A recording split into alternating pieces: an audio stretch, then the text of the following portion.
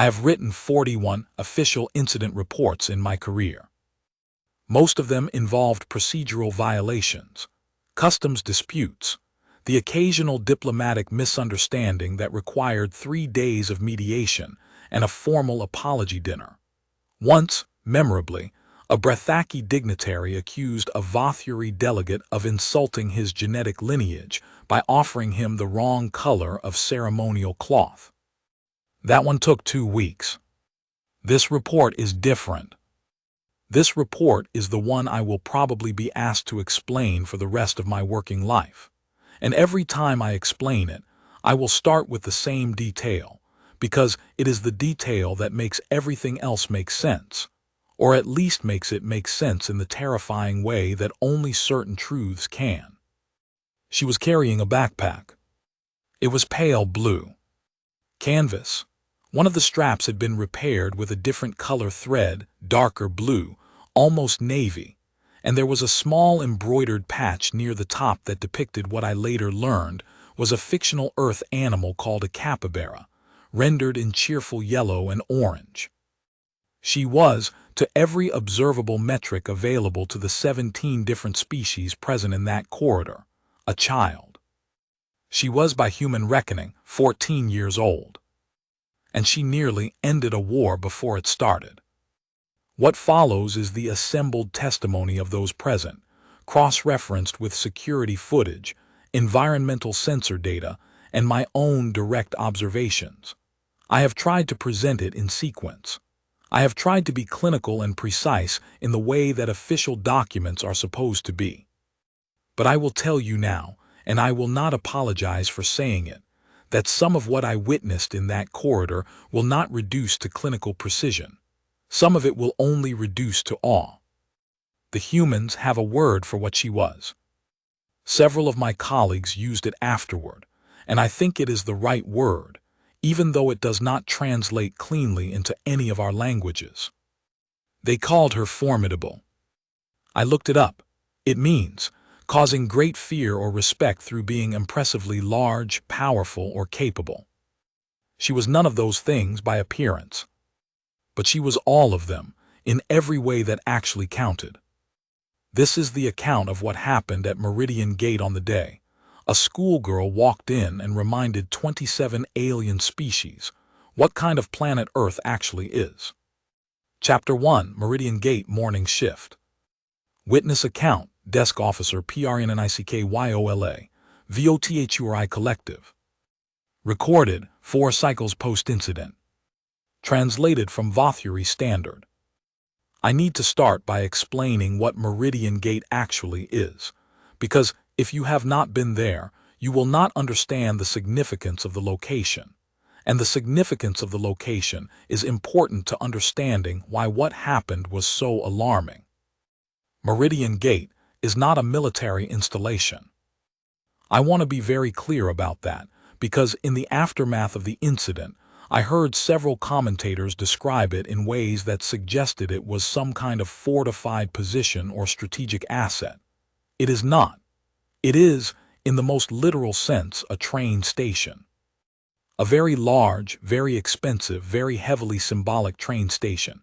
If by train you mean the class of transit vessels that ferry diplomatic personnel, commercial envoys, cultural attachés, and registered civilian travelers between the 17 signatory systems of the Vothuri Galactic Accord, but a transit hub, fundamentally. People arrive. People depart. Officials process documents. Vendors sell food near the secondary concourse. There is a small medical bay on level 3 that has, to my knowledge, never treated anything more serious than dehydration, and one memorable case of bioluminescent ink poisoning that a Farathi artist would rather not discuss. The point is, it is a civilian space, intentionally so. The Accord requires that at least one neutral transit point exist in each of the 5 corridor regions, and that these transit points be maintained as civilian-accessible, weapons-restricted environments. It is a gesture of good faith, a demonstration that the signatories trust each other enough to allow their people to move through shared space without armed escort. In practice, there are security officers. Of course there are. But they carry restraint tools, not weapons. They have authority to detain, not to engage.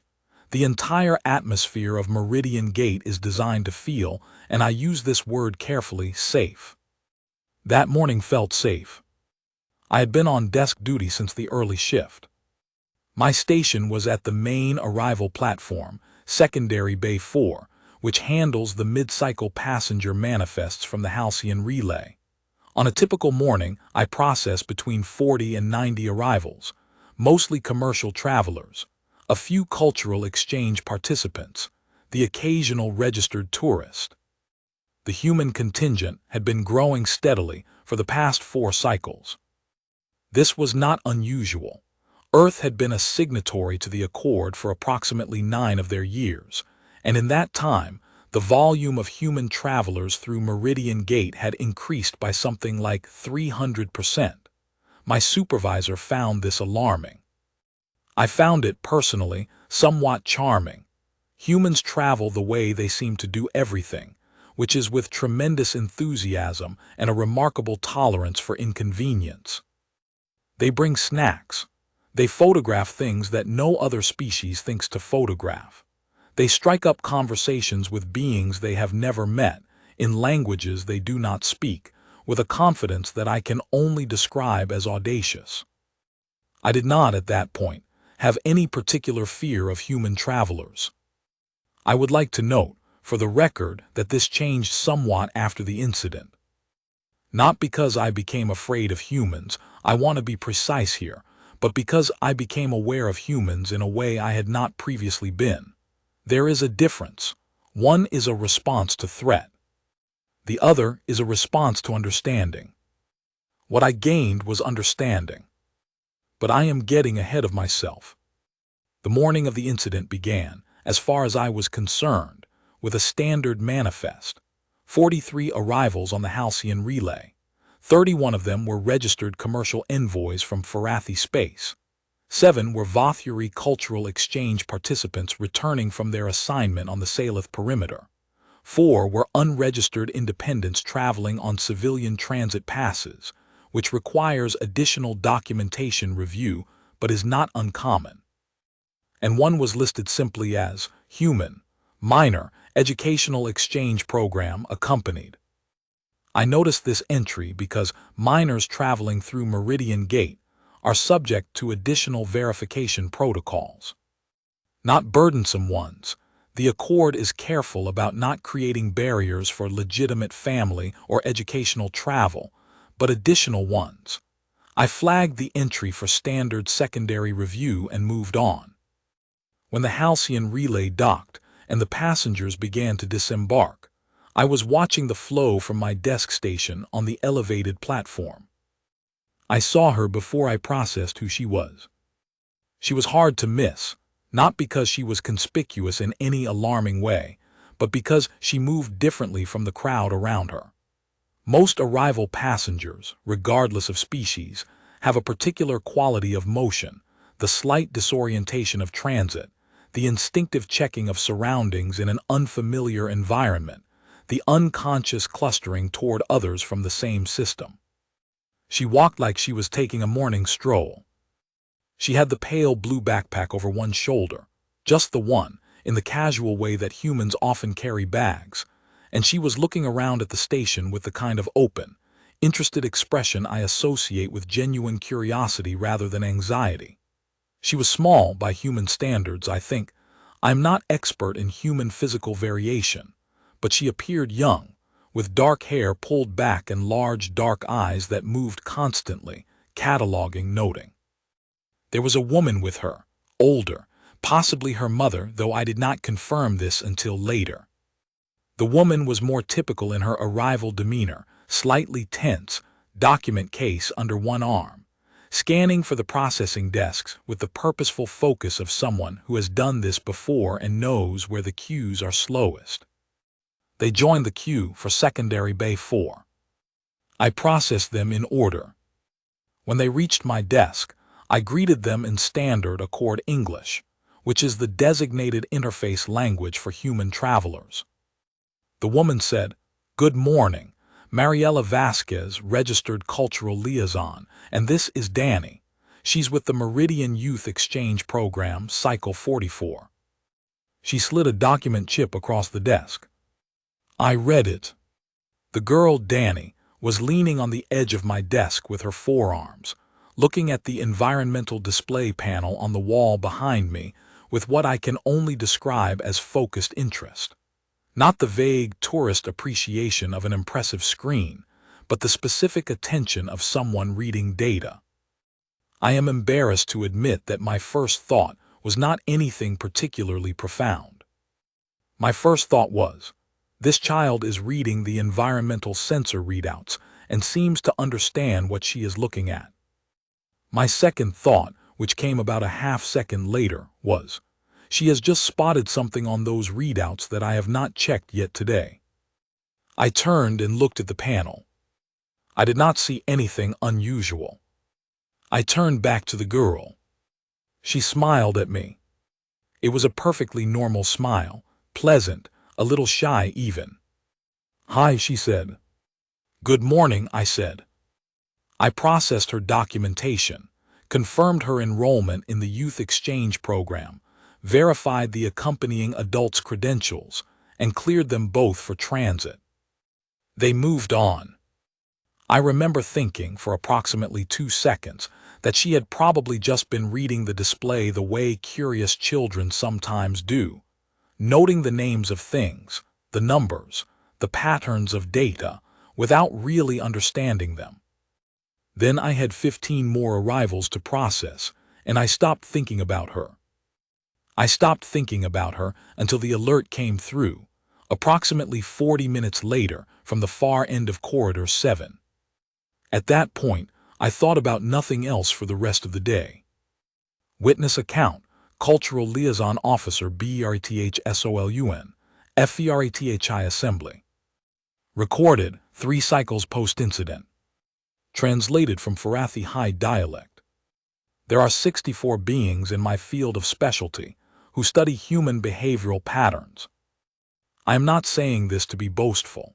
I am saying it because 64 represents a very small number when the subject of study is an entire species, and because the smallness of that number explains something important about what happened at Meridian Gate, which is that most of the beings present that day, including, I must confess myself, did not actually know what humans were capable of.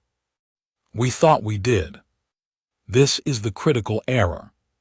In Farathi cultural scholarship, we have a concept that translates roughly as surface knowledge, the understanding you acquire by observing the external characteristics of a thing without understanding its underlying structure. You can develop very sophisticated surface knowledge.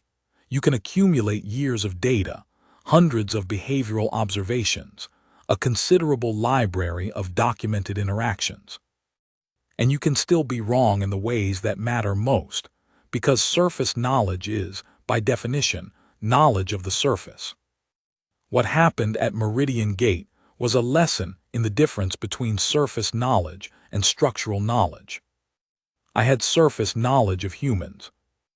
I knew they were bipedal, warm-blooded, tool-using, linguistically sophisticated, socially complex. And this is the part that I had intellectually acknowledged but not truly internalized, descended from a planet that had been, for the vast majority of their evolutionary history, attempting to kill them. I had read the reports on Earth.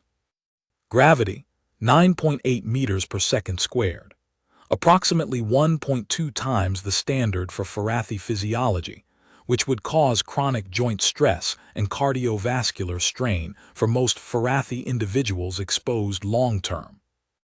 Atmospheric oxygen content, approximately 21%, with variable nitrogen-oxygen cycling that produces weather events of extraordinary violence, hurricanes, tornadoes, electrical storms with surface strike energy densities that exceed Farathi industrial discharge ratings.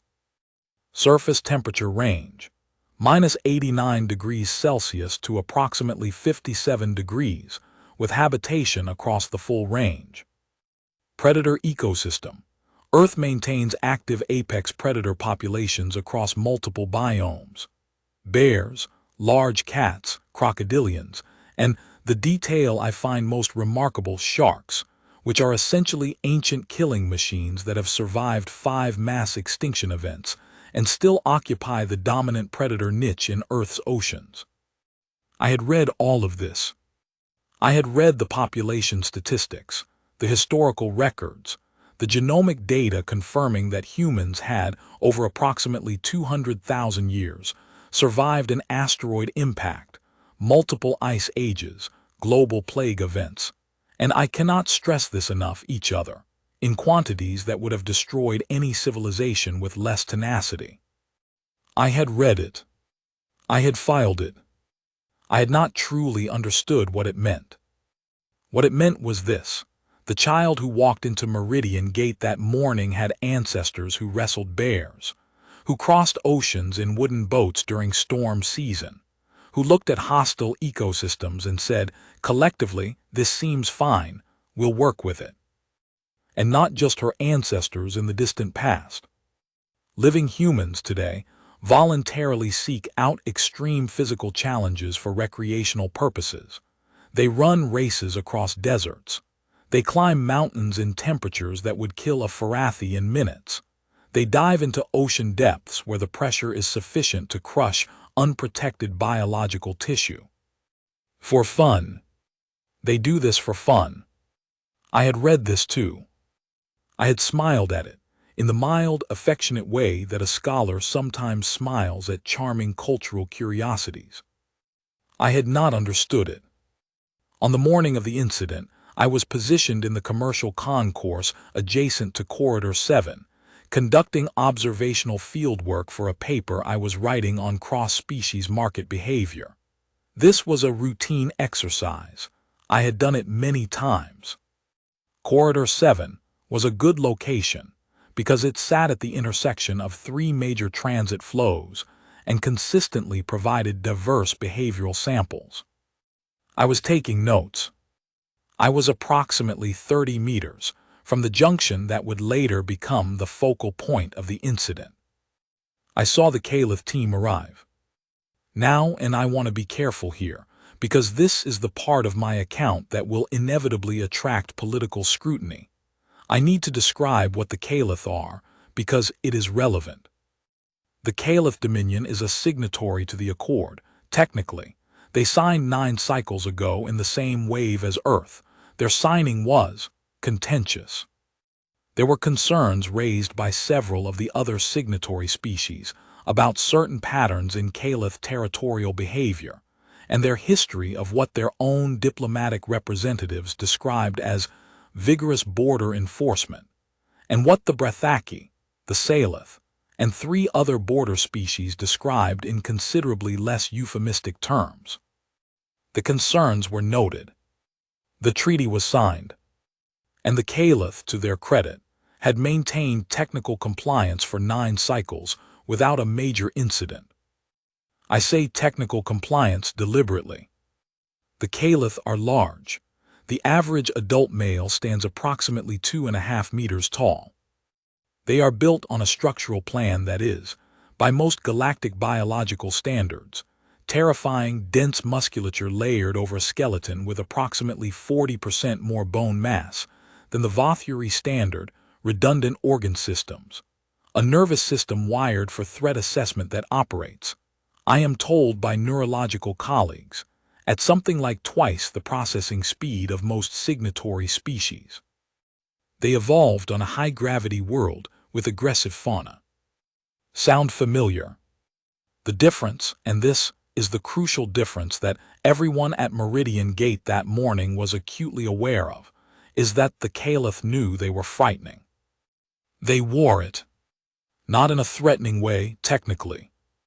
In the way that a species that has been the apex predator of its home system for its entire evolutionary and cultural history wears its size as a natural condition, as an expected advantage, as the background assumption against which all other interactions are calibrated. When the Caliph moved through a corridor, beings moved aside. This was not a rule. It was not protocol. It was simply what happened, the way water flows downhill, not because anyone decided it, but because the physics of the situation made it the natural outcome. The Caliph team that entered Corridor 7 that morning consisted of 4 individuals. 3 junior diplomatic staff and 1 senior attaché, a male named, and I am going to use his designation because it is relevant later, Attaché Commander Varath of the 7th House. Varath was not the largest Caliph I had ever seen. He was not even particularly remarkable by Caliph standards, which is to say that he was approximately 2.5 meters tall, moved with the calm precision of something that had never, in its entire life, had reason to be afraid, and carried himself with the specific quality of authority that very large beings sometimes develop, not aggressive, exactly, but absolute, certain. He moved through Corridor 7, and the corridor rearranged itself around him. I watched it happen as I had watched it happen before. Vothuri travelers stepped left. A cluster of Brethaki merchants bunched together to clear the center path. A Salith family with 2 small children drifted toward the wall. And then the girl stepped into the corridor from the side passage. Chapter 2: The Moment of Contact. Witness account, Cultural Liaison Officer BRTHSOLUN, continued. She came out of the side passage that connects the arrival processing area to the main Corridor 7 thoroughfare, and she came out quickly, not running, but moving with the absorbed haste of someone who has just realized they are late. She was looking back over her shoulder when she stepped into the corridor. Looking back at her companion, the older woman who was several paces behind her, also moving quickly, gesturing with the document case. So the girl did not see the Caliph delegation. She walked directly into Varath. I want to be precise about what walked directly into means here because it matters. She did not brush against him. She did not have a near miss and then stop short. She walked, at full stride, directly into the lower half of his torso, approximately solar plexus height on a being 2.5 meters tall, and the impact was sufficient to knock her backward. She stumbled. The backpack shifted on her shoulder. She caught herself. This is where I want you to understand something about the physics of the situation, because I watched this happen from 30 meters away, and I have replayed the security footage several times since, and the physics matter. A Caliph adult in full transit pace weighs, by standard biological assessment, somewhere between 280 and 340 kilograms. They do not stop easily. When they are moving, they continue moving because the physics of their bodies, the bone density, the mass, the momentum, do not respond to minor impacts the way a lighter being's body would. Varath did not stop when she hit him. He continued forward approximately 1 step before his momentum adjusted. She went backward approximately half a meter. On the scale of Caliph minor species collision events, this was actually a mild outcome. I have read the incident reports. I know what those collisions can involve when the Caliph are less careful. But the point is, she went backward, she stumbled. And then she caught herself and she looked up. The corridor had gone silent. Not gradually, instantly. The way a room goes silent when something registers in the collective awareness of every being present as significant. The girl looked up at Varath. Varath looked down at the girl. And something happened in that exchange that I am going to try very hard to describe accurately, because I have spent 3 cycles thinking about it, and I believe I am only now beginning to understand what I witnessed. The girl's expression did not change. I mean this literally. She had been wearing the expression of someone who has just had a minor collision, the brief disorientation, the rapid assessment, and that expression resolved in the space of approximately 1 second into something else. Something that I would describe, if I were pressed, as recognition. She looked at Varath the way you look at something you have encountered before, something you have a category for, something you know what to do with. She looked at him for 1 second, 2, 3. And then she said in English, "And I have the translation confirmed. I checked it afterward," she said. "Oh, sorry, that was my fault. I wasn't looking." She said it normally. Not loudly. Not with false bravado. Not with the specific careful tone that smaller beings sometimes use with Caliph, which is a tone calibrated to convey submission and non-threat, and "Please do not notice me." She said it the way you say sorry when you bump into someone in a crowd. Casually. The corridor remained silent. Verath, and this is the moment I want you to really understand, Verath did not respond. This requires some explanation. The Caliph have protocols for corridor interactions. These protocols exist because the Accord requires all diplomatic staff to operate within standard behavioral frameworks, and the Caliph are, technically, in compliance with these frameworks. When a collision occurs, the Caliph standard response is a brief acknowledgement and a continuation of transit. Verath did not do this. He stood looking at the girl with an expression that I, a Farathi cultural scholar who has spent 11 years studying interspecies behavioral dynamics, could not immediately read. 3 seconds 4, 5. The girl looked back at him. She was not performing courage. She was not demonstrating anything. She was simply, and this is the phrase I keep coming back to, she was not afraid. Not in the way that beings sometimes pretend not to be afraid, which always shows in the micro-movements, the respiration changes, the subtle physical adjustments of a body preparing to flee. I have training in threat response observation. I know what concealed fear looks like. This was not concealed fear. This was absence of fear. And the thing I did not understand, standing there 30 meters away, watching this interaction, was why. Witness account, Transit Security Officer MENNETH Vale, Meridian Gate Station. Recorded 2 cycles post-incident. Translated from Vothuri Standard. I had my hand on my restraint device. I want to say that clearly at the start, because there has been some question afterward about the security response timeline, and I want it on record that I was watching. I was prepared, and I made the decision I made deliberately. My designation is Meneth Vale. I have been a transit security officer at Meridian Gate for 6 cycles. I have handled in that time approximately 40 minor incidents, mostly documentation issues, twice an interspecies verbal altercation that required mediation, once a medical emergency in the commercial concourse. I had never had an incident involving a Caliph diplomatic team. I want to be honest about what that meant for me in the moment. When the Caliph team entered Corridor 7, I had already noted them on my patrol circuit and adjusted my position. Not because I expected trouble, because my training mandated awareness of any high-mass entity in a civilian transit corridor, and the Caliph qualify. All 4 of them qualified.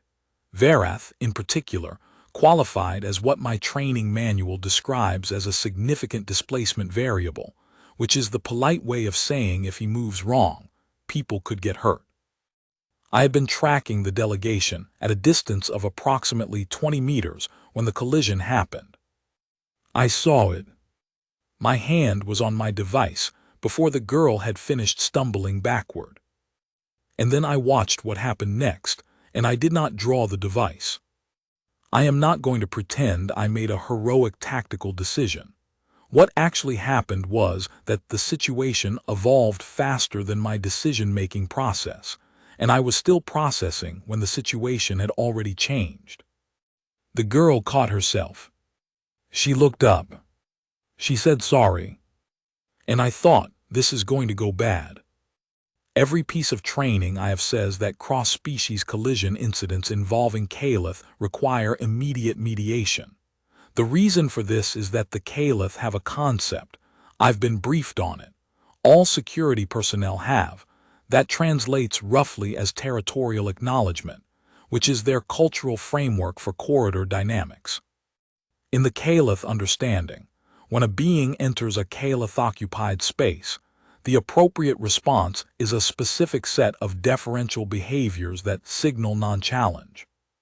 Smaller beings who fail to perform these behaviors are not automatically considered threats.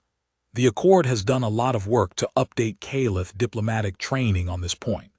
But there is still a deep-layer cultural processing that happens in the Caliph nervous system when an unexpected physical contact occurs in a transit space. Basically, it triggers an assessment response. The Caliph in that moment are running a very old and very efficient program that is asking, is this a challenge? And the appropriate answer, the one that keeps everyone moving through the corridor safely and without incident, is a series of signals, physical, behavioral, vocal, that say, no, this is not a challenge, this is an accident, we are all fine. The girl said sorry. That was one of the signals. But she said it wrong. I mean, she said the right words. She said them correctly in the right language. But she said them at full volume in a clear voice without the physical accompaniments that the assessment processing is looking for. She didn't lower her eyes. She didn't shift her posture. She didn't make herself smaller. She just stood there and said sorry and looked at him. And Verath ran his assessment. I had my hand on my device. I was thinking, say something else. Drop your eyes. Step back, give him something to work with. She didn't do any of that. She stood there and looked at him like she was waiting for him to decide whether he wanted to keep walking. And the thing is, and I have thought about this for 2 full cycles now, I'm not sure she knew she was doing it wrong. I'm not sure she knew she was supposed to do it differently.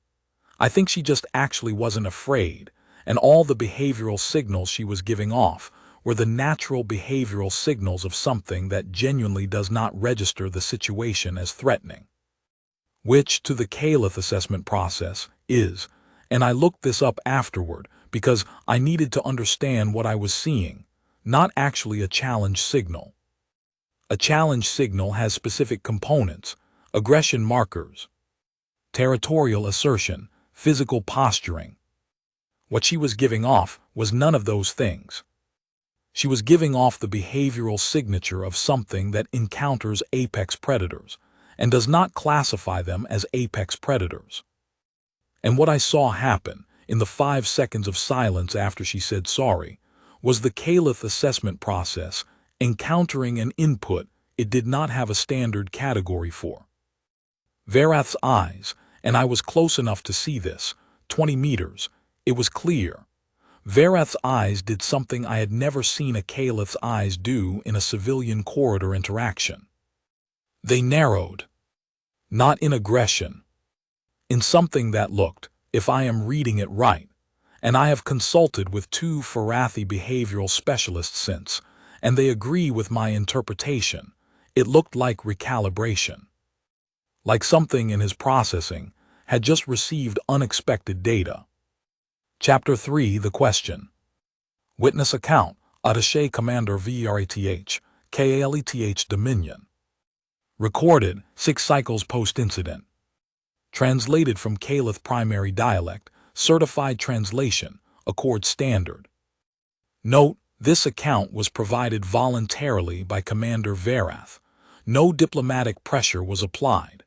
The Caliph Dominion requested that this account be included in the official record. I have been asked to provide my account of the incident at Meridian Gate. I will do so. But I want to first address a characterization that has circulated in several of the preliminary reports I have seen, which is that my response to the initial collision was a result of diplomatic training failure or a breakdown in Accord compliance protocols. This is incorrect. My response was a result of what I will describe as accurate threat assessment, and I believe, upon reflection, that it was the correct response, although not for the reasons I initially thought. Let me explain. When the human child collided with me in Corridor 7, my first layer assessment was standard. Collision, small mass, soft tissue impact, no structural damage to self, check for distress response in the colliding party, Standard corridor protocol. The small being caught itself. Standard response confirmed. The small being looked up. Standard response confirmed. The small being spoke a collision acknowledgement phrase. Standard response. And then my assessment stalled. Because the collision acknowledgement phrase was correct, the words were accurate, the timing was appropriate, but the accompanying behavioral data was, and I am using this term in the precise military sense in which I was trained, inconsistent. In Caliph territorial assessment, what we evaluate when we encounter an unexpected contact is not only what the being says, we evaluate the full signal package: posture, eye position, respiration, peripheral movement, micro-adjustments in stance and orientation that, taken together, give us what I would call the actual message as opposed to the stated message. The girl's stated message was, "This was an accident, I acknowledge fault, no challenge intended." The girl's actual message, from every physical and behavioral indicator available to my training, was, "I am standing in front of a large thing and I am not afraid of it." These two messages were not in conflict, exactly, but they were producing a combined signal that I did not have a ready category for. In Caliph experience, beings that are not afraid of us fall into two categories. The first category is beings of comparable or greater physical capability. This is self-explanatory. If you are large enough and capable enough, you do not need to be afraid of us, and the behavioral signature of this is a specific kind of confident non-engagement. Awareness without alarm, positioning without deference, the calm of something that has assessed the situation and found it manageable. The second category is beings who do not know they should be afraid of us. Juveniles, sometimes. Beings encountering Caliph for the first time who have not yet processed the full context of what they are looking at. This category produces a different signature. The absence of fear combined with an absence of awareness, a kind of unknowing openness that is, frankly, the most dangerous configuration for everyone involved, because it tends to resolve badly when the awareness arrives. The girl's signal matched neither category. She was clearly aware of me. Her eyes had processed my size, my position, my mass. I could read the assessment in the movement of her gaze, the brief systematic scan that beings do when they are taking stock of a physical situation. She had assessed me. And then she had spoken her collision acknowledgement in the tone of someone who has assessed a situation and found it not manageable, not threatening, not something requiring a particular response. She had spoken in the tone of someone who had assessed a situation and found it normal. I stood in the corridor for 5 seconds. I was running a third category analysis. Third category is not in the official protocol. It is not something I was formally trained on. It is something that exists in the older Caliph texts, the field manuals from before we had standardized diplomatic engagement frameworks, from when our people were doing the kind of assessments that mattered, because the stakes were survival rather than treaty compliance. Third category. Being from an environment that produces apex predator confidence without apex predator body plan. In our histories, this category appears in exactly one context. Worlds. Specific worlds. Worlds that are, by the standards of galactic biology, hostile. Worlds that have spent their entire evolutionary history pressure testing their inhabitants against conditions that should not produce complex sapient life. Conditions that are too extreme, too violent, too unpredictable. Worlds that produce, against all reasonable expectation, beings who move through hostile environments not because they are protected from those environments, but because they are made by those environments. Worlds that, in the old Caliph military classification system, are designated with the oldest word in our threat taxonomy. Deathworlds. I knew Earth was a Category 3 biosphere. I had read the assessment reports, Every diplomatic attaché assigned to accord stations is required to review the species profiles of all signatories. I had reviewed the human profile. I had noted the Deathworld designation. I had processed it. I had not, until that moment in the corridor, truly understood what it meant when you took the designation off the page and put it in front of you with a backpack and a capybara patch, and a clear, steady gaze that was not performing courage, because it did not occur to her that courage was required. She was not brave. She was calibrated. She had been calibrated by 200,000 years of surviving a world that should have destroyed her species 10 times over, and the calibration was not something she thought about or performed. It was simply what she was. I stood in the corridor for 5 seconds. And then I did something that is not in any protocol. I crouched down. I brought myself to something closer to her eye level. Not fully, I am still significantly larger, even crouched, but I brought myself down, and I looked at her, and I said, in the careful accord English that all diplomatic staff are required to maintain, "You are from Earth." It was not a question. She blinked, a small, rapid thing, and then she said, "Yeah, how'd you know?" I said, "You are not afraid." She looked at me for a moment. Then she said, "Should I be?" And I said something that I did not plan to say, that came from somewhere older than my training and my diplomatic preparation and my 9 cycles of accord compliance coursework. I said, "No, but most are." She considered this. "Huh," she said. And then she said, and I want this on the record, exactly as she said it, because I think it may be the most useful piece of cross-species communication I have ever participated in. "That's kind of sad." I did not respond immediately. She said, "I mean, if everyone's scared all the time, that's gotta be lonely." I remained in my crouch for another moment. Then I said, "Yes, I suppose it is." She nodded once. In that human way that means I accept this conclusion and consider the matter resolved. She resettled the backpack on her shoulder. She said, "I'm Danny, by the way."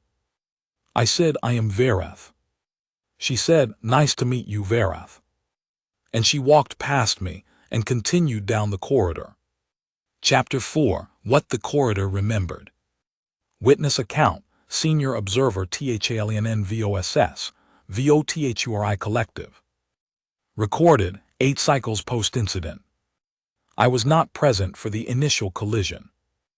I arrived in Corridor 7 approximately 90 seconds after the initial contact, responding to the ambient alert that had been triggered by the security system's detection of an unusual pause in the standard traffic flow. Meridian Gate's environmental monitoring is calibrated to flag stationary gatherings in transit corridors as potential flow disruption events. And what had happened in the 20 seconds following the collision was that approximately 40 beings had stopped moving and were standing in a loose semicircle around the site of the interaction, watching. They were still standing there when I arrived. The interaction itself had concluded. Verath and his delegation were walking away. I could see their backs, the characteristic Caliph gait, unhurried. Ahead of them, at a distance of perhaps 15 meters and increasing, the girl was walking with her companion, the older woman who had now caught up with her and was speaking in a low, urgent voice. The girl appeared to be listening and nodding in the equable way of someone being told that they have just done something remarkable without fully understanding what it was remarkable about. I stood at the edge of the gathered crowd and watched the crowd itself. What I saw was not what I expected. I had come expecting to manage a disturbance. That is the word in my training, disturbance. Something that has interrupted the normal operation of the space. Something to be assessed, mediated, resolved, and documented. What I found was something more like aftermath. Not aftermath of violence or confrontation. Aftermath of, I am going to use the word that kept appearing in my notes when I wrote them that evening, revelation. The being standing in that corridor had just witnessed something, and they were processing it. I talked to 7 of them in the hour that followed. A Vothuri commercial traveler who had been in the corridor during the incident told me. She looked at him like he was just a person, like he was just someone in her way. I've never seen anyone look at a caliph like that. A Brethaki merchant said, I've been coming through this corridor for 11 cycles. I know what it feels like when the caliph come through. Everyone makes room. Everyone gets smaller. And this girl just walked into him and said sorry and stood there like it was nothing.